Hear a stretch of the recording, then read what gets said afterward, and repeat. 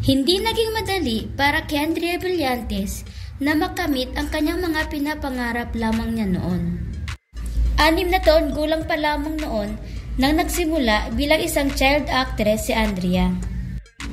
Halos isang dekada rin ang inabot bago tuluyan sumikat ang aktres. Sa murang edad at pagtatrabaho ay tinupad ni Andrea ang kanyang mga pangarap na maibigay ang magandang buhay sa kanyang pamilya. Si Andrea Brillantes ay nakilala sa kanyang natural na kagandahan at husay sa pag-arte. Siya ay pinanganak noong March 12, 2003 sa Taytay, Rizal. Ang kanyang mga magulang ay sina Mabel at Byron Gorostesa.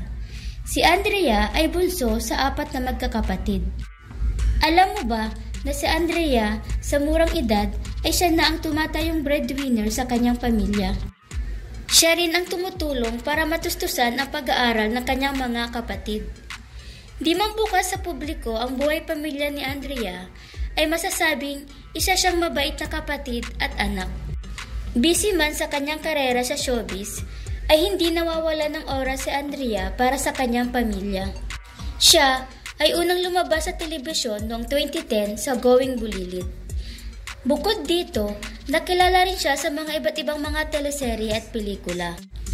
Tulad ng Alina, E-Boy taong 2012, Annalisa taong 2013, Hawak Kamay taong 2014, nakasama din siya sa remake na Pangako Sa'yo taong 2015. Isa sa mga pinakamalaking proyekto niya taong 2018 ay ang pagganap bilang Marga sa top-rating teleseryeng Kadenang Ginto, na tumakbo sa loob ng 2 taon.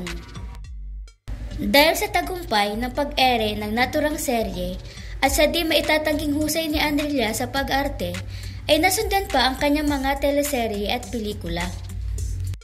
Nagkaroon din siya ng mga commercial at product endorsement.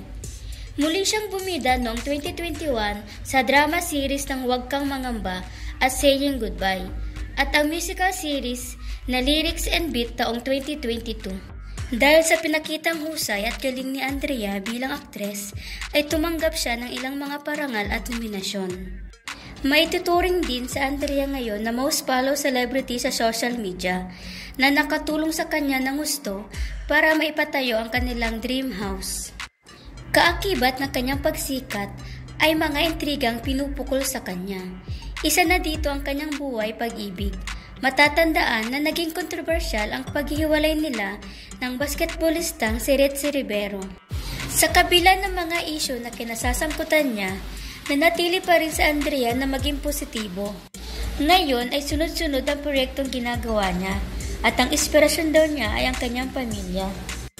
Kung bago ka lang dito sa aking YouTube channel ay mag-subscribe na para lagi kang updated sa mga bago naming showbiz topic. Thank you!